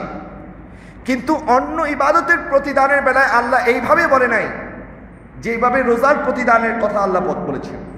নামাজের প্রতিদানও আল্লাহ দিবেন, হজের প্রতিদানও আল্লাহ দিবেন, যাকাতের প্রতিদানও আল্লাহ দিবেন। কিন্তু মাহে রমাদানের সিয়ামের প্রতিদান আল্লাহ বলছেন, আস-সাওমু লি ওয়া আনা আজজি বিহি। সিয়াম সাধনা আমার জন্য, আর এই প্রতিদান আমি আল্লাহ নিজে দান করব। আচ্ছা, আল্লাহ নিজে কেন দান করবেন? যখন আপনার জন্য রাষ্ট্রীয় কোনো পুরস্কার ঘোষণা হবে, এখন চাইলে আপনাকে এলাকার কাউন্সিলরের মাধ্যমে একটি পুরস্কার দিয়ে দিতে পারে। তুলনা করছি না, বোঝানোর জন্য। এলাকার কাউন্সিলরের মাধ্যমে আপনার হাতে পুরস্কারটা পৌঁছে যেতে পারে। কিন্তু প্রাইম মিনিস্টার অথবা প্রেসিডেন্ট যদি বলে যে আমার দেশের ওই নাগরিকের পুরস্কারটা আমি নিজেই দিব, তখন আপনি মনে করবেন যে ওই পুরস্কারটা তো পরে প্রাইম মিনিস্টারের সাথে বা প্রেসিডেন্টের সাথে সাক্ষাৎ করব, এটাই তো আমার জন্য বড় পুরস্কার। ঠিক একইভাবে আল্লাহ সুবহানাহু ওয়া তাআলা অন্যান্য ইবাদতের বেলায় এইভাবে বলে নাই, যেইভাবে সিয়াম সাধনার বেলায় বলেছে, আস-সাওমু লি ওয়া আনা আজজি বিহি। এই সিয়াম সাধনা আমার জন্য, আর এই প্রতিদান আমি আল্লাহ নিজে আমার বান্দাকে দান করব। তাহলে পুরস্কার তো বাদী, আল্লাহর পক্ষ থেকে পুরস্কার আল্লাহ নিজে আদায় করবেন, এটাই তো বড় পুরস্কার। এর চাইতে বড় পুরস্কার তো আর কিছু হতে পারে না। আল্লাহ পাকের মাকসাদ হচ্ছে আমরা যেন আল্লাহকে ভয় করি, তাকওয়া অর্জন করি। তো হযরতে আবু নুঈম রাহমাতুল্লাহি আলাইহি ওনার হুলিয়ার মধ্যে বর্ণনা করেন, হযরতে আব্দুল্লাহ ইবনে মাসউদ রাদিয়াল্লাহু তাআলা থেকে একটি হাদিস, আমরা কি করে তাকওয়া অর্জন করতে পারি? উনি বলছেন, সর্ব অবস্থায় আল্লাহকে স্মরণ করো, আল্লাহকে ভুলে যেও না। 2 নাম্বার, সবসময় আল্লাহর ইবাদতের মধ্যে কাটাও, নাফরমানি করিও না। 3 নাম্বার, সবসময় আল্লাহর শুকর করো, নাশুকর বান্দা হইও না। নাশুকরিয়া যেন আমরা না করি। এই তিনটা কাজের মাধ্যমে আমরা তাকওয়াবান হতে পারি। এবং আমার আকা সাল্লাল্লাহু আলাইহি ওয়াসাল্লাম একবার সাহাবায়ে কেরামকে জিজ্ঞেস করছেন, আমি এখন যেই নসিহত করব এই নসিহতের উপরে কে কে আমল করবে? হযরত আবু হুরায়রা রাদিয়াল্লাহু তাআলা সবার আগে হাত তুললেন, বলেন, ইয়া রাসূলুল্লাহ, আমি আপনার সাথে ওয়াদা করছি আপনি যা নসিহত করবেন আমি তা পালন করব। সুবহানাল্লাহ। যে আবু হুরায়রা রাদিয়াল্লাহু তাআলা 5374টি হাদিস বর্ণনা করেছেন অল্প সময়ের মধ্যে। মাত্র কয়েকটি বছর নবীজির সোহবতে ছিলেন। তো একবার ওনাকে জিজ্ঞাসা করলো, আবু হুরায়রা, আবু বকর সিদ্দিক এত বছর নবীজির সাথে ছিলেন, ওমর ছিলেন, ওসমান ছিলেন, আলী ছিলেন, তারা কেউ এত হাদিস বর্ণনা করতে পারে নাই, তুমি যত হাদিস বর্ণনা করেছো কি করে পেরেছো? তখন আবু হুরায়রা রাদিয়াল্লাহু তাআলা আনহু জবাব দিয়েছেন, যখন তোমরা ব্যবসা বাণিজ্যের মধ্যে, দোকানপাটে, যখন তোমরা নিজেরা আলাপ আলোচনার মধ্যে ব্যস্ত থাকতে, তখনও আমি নবীজির কদমে বসে থাকতাম, আমার নবী যা বলতেন আমি তা মুখস্থ করে নিতাম।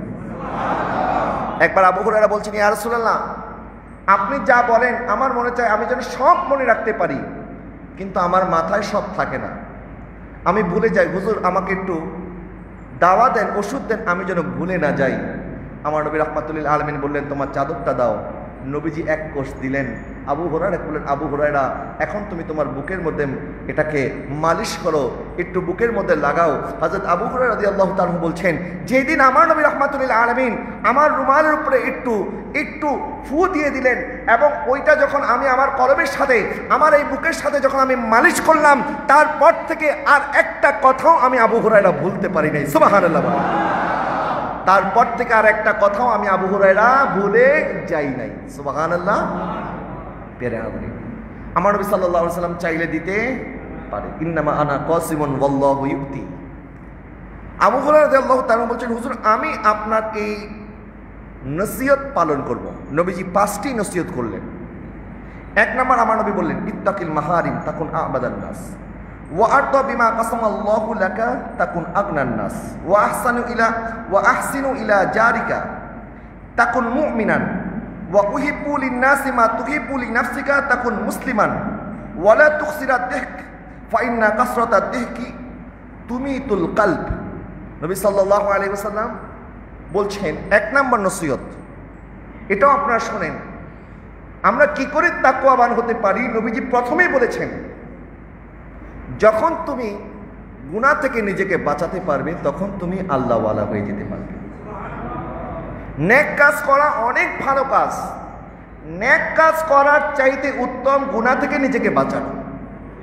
মাহে রমাদান আমাদেরকে এটাই শিক্ষা দেয় যে তুমি সকাল থেকে সন্ধ্যা হালাল কাজ থেকে যদি নিজেকে বাঁচিয়ে রাখতে পারো, বাকিটা সময় হারাম থেকে, গুনাহ থেকে কেন বাঁচতে পারবে না? কারণ আমি আল্লাহ তো তোমার সিয়াম সাধনা অবস্থায় যেভাবে দেখি, বাকি 11 মাসও সেইভাবে দেখি।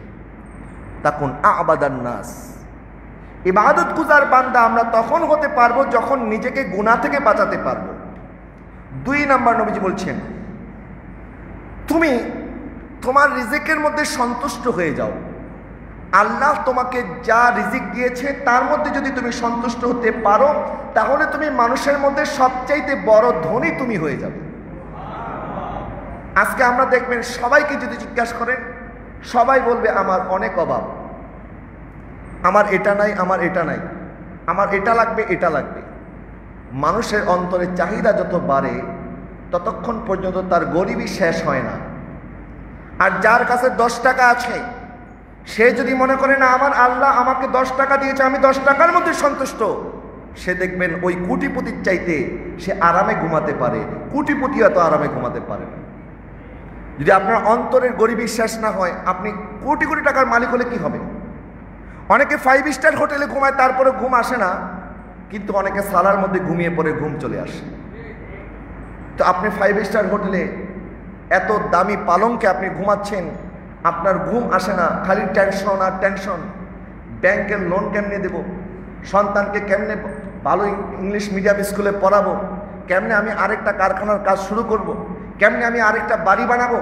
অনেকে দেখবেন একটি বাড়ি আছে, আরেকটা বাড়ি করার জন্য এমনভাবে খরচ করে তার পকেটে 1000 টাকাও থাকে না, মানুষের কাছ থেকে হাওলাত করে চলতে হয়। জিজ্ঞাসা করলে কি ব্যাপার ভাই, আপনি 10 তলা বিল্ডিং এর মালিক, টাকা কই গেল? আরে ভাই টাকা তো সব ব্যাংকে এই বাড়ির পিছনে লাগাই দিচ্ছি।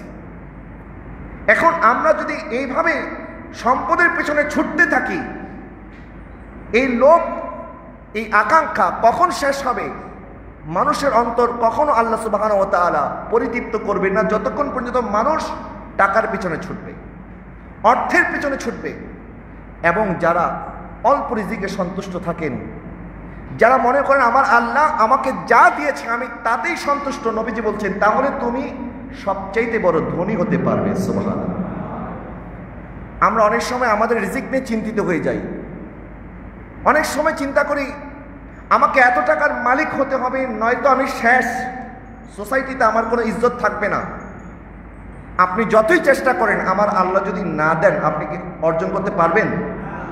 যত চেষ্টা আপনি করেন, সব করেন, আমার আল্লাহ যদি দিতে না চায় আপনি পারবেন না।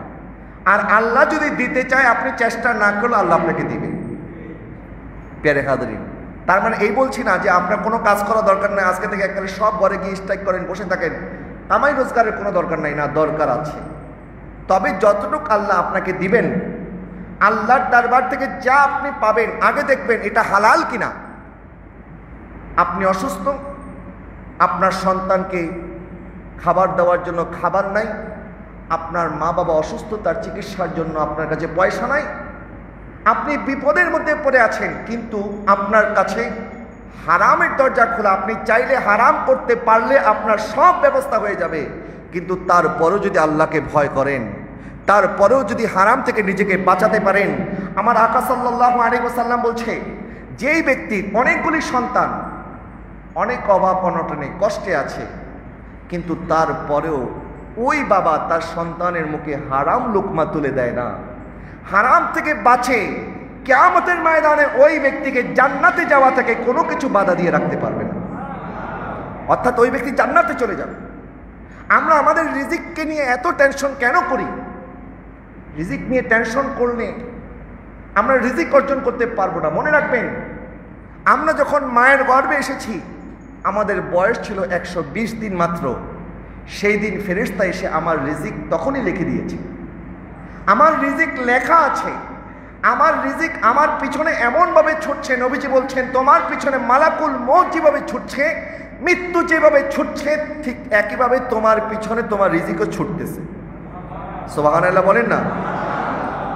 সুতরাং রিজিক নিয়ে চিন্তিত হবেন না, আল্লাহর কাছে দোয়া করবেন আল্লাহ যেন আমাদের উত্তম রিজিকের ব্যবস্থা করে, হালাল রিজিকের ব্যবস্থা করে, হারাম থেকে যেন বাঁচতে পারি। কিন্তু অনেকে যা পায় তাই খায়। মনে করেন আমি তো বিপদে পড়েছি, এখন এই বিপদ থেকে সারানোর জন্য মনে হয় এই গুনাহটা করা আমার জন্য বৈধ হয়ে যাবে। না, কখনোই না। আমি আর আপনি যে অবস্থায় আছি, আমাদের চাইতে কষ্টে, অভাবে, অনটনে আরো কি মানুষ নাই? কত অভাব অনটনে মানুষ আছে।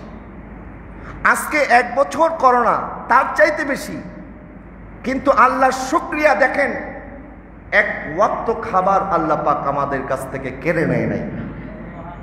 এত অভাব অনটন আমরা বলি, তারপরও তো আমরা না খেয়ে নাই।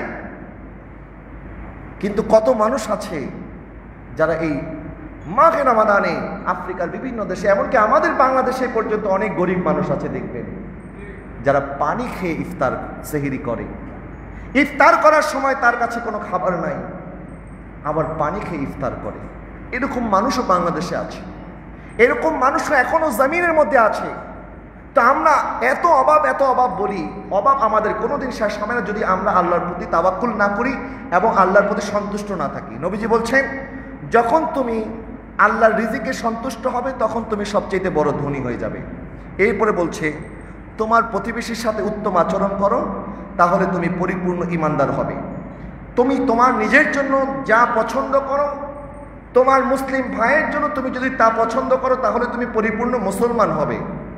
এবং অধিক অট্টহাসি থেকে, হাসাহাসি থেকে নিজেকে বাঁচিয়ে রাখো, কারণ হাসাহাসি আমাদের কলবকে মেরে দেয়। এই হাসি থেকে, অট্টহাসি থেকে বেশি হাসাহাসি করা এটা ইসলামে বৈধ নয়। হ্যাঁ, হাসতে পারেন। হযরত আয়েশা সিদ্দিকা রাদিয়াল্লাহু তাআলা বলছেন আমি নবীজির চাইতে বেশি হাসতে আর কাউকে দেখি নাই। আর জোরে বলুন না সুবহানাল্লাহ। নবীজির চাইতে অধিক হাসতে আমি আর কাউকে দেখি নাই। কিন্তু নবী সাল্লাল্লাহু আলাইহি ওয়াসাল্লামের হাসিরও একটি সুন্নত আছে। এবং ইসলাম এমন একটি ধর্ম যেই ধর্মে হাসলেও আল্লাহ সওয়াব দান করেন, কিন্তু ওই হাসিটা হতে হবে নবীর সুন্নাহ মোতাবেক, কাহা না, অট্ট হাসি না। এবং আরেকজনকে নিয়ে হাসাহাসি করা, ঠাট্টা তামাশা করা, এটা হাসি নয়, বরং সবার সাথে হাসি মুখে কথা বলা। যেন আপনি যখন আপনার ভাইয়ের সাথে হাসি মুখে কথা বলবেন, সে আপনার কথা শুনে যেন তার অন্তরটা ঠান্ডা হয়ে যায়। সুবহানাল্লাহ। তাহলে এই 5টা কাজ যদি আমরা করতে পারি, তাহলে আমরা মুত্তাকি পরহেজগার হতে পারবো। প্রিয় হাজরিন, এই যে করোনা মহামারী চলছে, এই করোনা থেকে আমাদের বাঁচার কি উপায়? সর্বপ্রথম আমাদেরকে আল্লাহর উপরে তাওয়াক্কুল করতে হবে যে আমাদের মরতে হবে। আমরা করোনাতে মরি আর না মরি, আমাদেরকে তো মরতে হবে। কথা বলে না, ঠিক কিনা? সুতরাং মৃত্যুকে ভয় পেয়ে কোনো লাভ নাই, ভয় পেতে হবে কাকে? আমাদের হায়াত যতদিন আছে, পৃথিবীর কোনো শক্তি আমাদেরকে এক মুহূর্ত আগে মারতে পারবে না। আর আমাদের হায়াত যদি না থাকে, পৃথিবীর কোনো শক্তি আমাদেরকে এক মুহূর্ত বাঁচিয়ে রাখতে পারবে। তারপর আমাদেরকে চেষ্টা করতে হবে। আপনি যদি নদীর মধ্যে ঝাঁপ দিয়ে বলেন আমার আল্লাহ আমাকে বাঁচাবে, আগুনের মধ্যে ঝাঁপ দিয়ে যদি বলেন আমার আল্লাহ আমাকে রক্ষা করবেন, না, আমাদেরকে চেষ্টাও করতে হবে। সেই জন্য এই করোনা মহামারীতে প্রত্যেকেই স্বাস্থ্যবিধি মেনে চলবেন। কারণ এই মুহূর্তে মানুষের সংস্পর্শে আসা, এটি করোনা বিস্তারের একটি বড় কারণ। সুতরাং মানুষের সংস্পর্শ থেকে যতটা আমরা বেঁচে থাকতে পারি, মাস্ক ব্যবহার করবেন। এবং হাঁচি যাদের আছে, কাশি যাদের আছে, জ্বর যাদের আছে, মেহেরবানি করে আপনারা ঘরেই নামাজ আদায় করবেন। কষ্ট করে মসজিদে যদি আসেন, আপনার মাধ্যমে যদি আরেকজন ক্ষতিগ্রস্ত হয়, ইসলাম নিজের ক্ষতিও, এটাকেও বৈধতা দেয় না। আরেকজনকে ক্ষতিগ্রস্ত করবেন, এটাও ইসলামে জায়েজ নাই। এখন আপনি মসজিদে এসে নামাজ আদায় করলে আপনার সুন্নতে মুআক্কাদা আদায় হবে, কিন্তু আপনি আরেকজনের জানের জন্য যদি অনিরাপদ হন, আপনার কাশির মাধ্যমে, আপনার হাঁচির মাধ্যমে, আপনার জীবাণুর মাধ্যমে যদি আরেকজন মুসলমান ক্ষতিগ্রস্ত হয়, যেমন দেখা গেছে আমরা যারা ইয়ং আছি, যুবকদের ইমিউনিটি পাওয়ার ভালো, তাদের করোনা হলেও হয়তোবা তাদের সাথে, শরীরের সাথে করোনা টিকতে পারে না, একটি সময় ভালো হয়ে যায়। কিন্তু ওই যুবকের মাধ্যমে যদি কোনো বৃদ্ধের করোনা ছড়ায়, যেমন অনেকে আমরা দেখেছি যে ছেলের করোনা হয়েছে, মা বাবা সুস্থ, ছেলের করোনা হয়েছে এবং ছেলের করোনা হয়ে ছেলে সুস্থ হয়ে গেছে, কিন্তু ছেলের মাধ্যমে মা বাবার করোনা হয়েছে, একই দিনে মাও মারা গেছে, বাবাও মারা গেছে। এটা আমার পরিচিত একজনের সাথে হয়েছে, আমার এক আত্মীয়, তার ছেলের করোনা হয়েছে। এখন ছেলে সুস্থ হওয়ার পরেও তার বাবার করোনা হয়েছে, মারও করোনা হয়েছে, বাবা মারা গেছে, সন্তানরা গেছে বাবাকে কবর দেওয়ার জন্য, যে অ্যাম্বুলেন্স নিয়ে কবরস্থানে গিয়ে বাবাকে কবর দিয়েছে, মাত্রই খবর এসেছে তার মাও মারা গেছে। একই অ্যাম্বুলেন্স, যে অ্যাম্বুলেন্স দিয়ে বাবাকে কবরে রেখে এসেছে, ওই অ্যাম্বুলেন্স আবার বাসায় গিয়ে আবার মাকে এনে তারপরে কবরস্থ করেছে। প্রিয় হাজরিন, আমরা আল্লাহর কাছে পানাহ চাই, আল্লাহ যেন আমাদের এই কঠিন পরীক্ষা থেকে আমাদেরকে নাজাত দান করে। সকলে বলুন আমিন। এই বিপদ থেকে উদ্ধার হওয়ার কয়েকটি পদ্ধতি নবীজি বলেছেন। 1 নম্বর, নবীজি সাল্লাল্লাহু আলাইহি ওয়াসাল্লাম বলেছেন, দাউ মারদাকুম বিসসাদাকা, তোমরা অসুস্থকে সাহায্য করো সদকার মাধ্যমে। অর্থাৎ সদকা যখন আমরা দেব, মানুষকে যখন আমরা খাবার দেব অথবা দান করব, একজন অভাবের অভাব দূর করে দেব, আল্লাহ পাক তার অভাব দূর করার কারণে আল্লাহ পাক আমাকেও এই কঠিন রোগ থেকে হেফাজত করবেন। সুবহানাল্লাহ। এই জন্য নবীজি বলেছেন দাউ মারদাকুম বিসসাদাকা। এবং নবীজির আরেকটি হাদিস আছে, সদকা আমাদের হায়াতের মধ্যে বরকত দান করে, যে বেশি সদকা করে তার হায়াত বেশি হয়। একবার নবী সাল্লাল্লাহু আলাইহি ওয়াসাল্লামের কাছে উম্মাহাতুল মুমিনিনগণ প্রশ্ন করলেন, ইয়া রাসূলুল্লাহ, আপনার আজওয়াজে মুতাহারার মধ্যে কার হায়াত বেশি? নবীজি বলেন, যার হাত লম্বা। এখন হযরত আয়েশা সিদ্দিকা বলেন, আমরা ফিতা নিয়ে আসলাম, ফিতা এনে আমরা প্রত্যেকে হাত মাপা শুরু করলাম, দেখি কার হাত লম্বা। তো নবীজি বলেন, আরে আমি তো হাতের দৈর্ঘ্যকে বুঝাই নাই, মানে যার হাতে বেশি দান করে, যে বেশি দান করে আল্লাহ তাকে বেশি হায়াত দান করবে। সুতরাং হায়াত যদি আল্লাহর কাছ থেকে পেতে হয়, আমাদেরকে দান সদকা করতে হবে। এবং এই মাহে রমাদান দান সদকা করার মাস, সাদকাতুল ফিতর, আমরা যাকাত আদায় করি, নফল দান সদকা খায়রাত প্রত্যেকে চেষ্টা করেন প্রত্যেকের জায়গা থেকে বেশি করে দান সদকা করার জন্য। 2 নাম্বার, নবীজি বলেছেন, লা ইয়ারুদ্দুল কাদা ইল্লা দুআ, তকদির পরিবর্তন হয় না কোনো কিছুর মাধ্যমে, একমাত্র দোয়া ছাড়া। সুবহানাল্লাহ। অর্থাৎ আমাদের তকদির আল্লাহ যা রেখেছেন তাই হবে, তবে আমাদের তকদিরও পরিবর্তন হয়ে যায় দোয়ার মাধ্যমে। এই জন্য আল্লাহর কাছে বেশি বেশি দোয়া করবেন।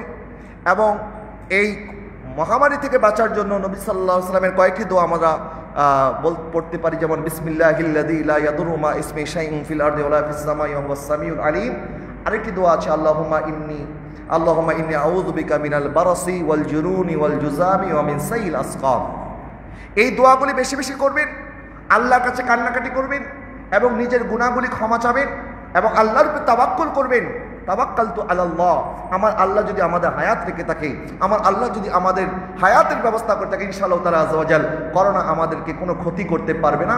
তবে আমার কারণে, আপনার কারণে, কারো কারণে যেন আরেকজন ক্ষতিগ্রস্ত না হয়, এই জন্য যারা অসুস্থ মেহেরবানি করে আপনারা মসজিদে আসবেন না, ঘরে বাড়িতে ইবাদত বন্দেগী করবেন।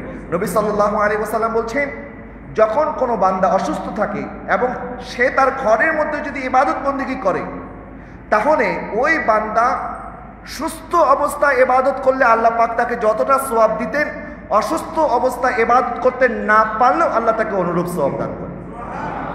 সুতরাং এটা মনে করার কোনো কারণ নাই যে আমি অসুস্থ হয়ে গেছি, ঘরে ইবাদত করতে পারছি না, মসজিদে গিয়ে ইবাদত করতে হবে না, এটা শর্ত নয়। আপনি ঘরে ইবাদত করলেও আল্লাহ পাক আপনাকে পরিপূর্ণ সওয়াব দান করবে। প্যারে হাজির, আরও কয়েকটি বিষয় রয়ে গেছে। আমার ভাইরা কয়েকটা বিষয় আমাকে বলেছেন। এক নম্বর বিষয় হচ্ছে, আপনাদের খেদমতে একটি বই আমি পেশ করছি, মাজার জিয়ারত, একটি গবেষণাধর্মী প্রামাণ্য গ্রন্থ, কবর জিয়ারতের হুকুম আহকাম, মাজার জিয়ারতের হুকুম আহকাম সম্পর্কে বিস্তারিত এখানে আমাদের হযরতুল আল্লামা মুফতি মাওলানা মাহমুদুল হাসান আল কাদরি মদ্দাজিলুল আলী, ঐতিহ্যবাহী কাদরিয়া তৈবিয়া কামিল মাদ্রাসার সম্মানিত প্রধান ফকি, ওনার লিখিত কিতাব 100 টাকা হাদিয়া দিয়ে আপনারা এই কিতাবটা সংগ্রহ করবেন। 2 নাম্বার, আমাদের মাঘে রমাদান জাকাত আদায়, আমরা যারা আমাদের উপর জাকাত ফরজ হয়েছে, আপনারা জাকাত আদায় করার চেষ্টা করবেন। যেই জায়গায় আমাদের বিভিন্ন তোফা গত শুক্রবারে এবং তার আগে আপনাদের কাছে বিভিন্ন মাদ্রাসার তোফা আপনাদের কাছে গেছে, বিশেষ করে ত্রিমোহনী হুজুর কিবলা আলমের প্রতিষ্ঠিত কাদরিয়া তৈবিয়া তাহিরা মাদ্রাসা আছে, কাদরিয়া তৈবিয়া আলিয়া কামিল মাদ্রাসা আছে মোহাম্মদপুরে, এরকম আমাদের হুজুর কিবলা আলমের যত মাদ্রাসা আছে, আমাদের পাশেই রেলওয়ে হাফিজিয়া মাদ্রাসা আছে, এরকম যত সুন্নি প্রতিষ্ঠান আছে, সব সুন্নি প্রতিষ্ঠানের এতিমখানার মধ্যে আপনাদের দান সদকা জারি রাখবেন। আমিন। আল্লাহ কবুল করুক। আখির দাওয়ানা আলহামদুলিল্লাহি রাব্বিল আলামিন। গত শুক্রবারে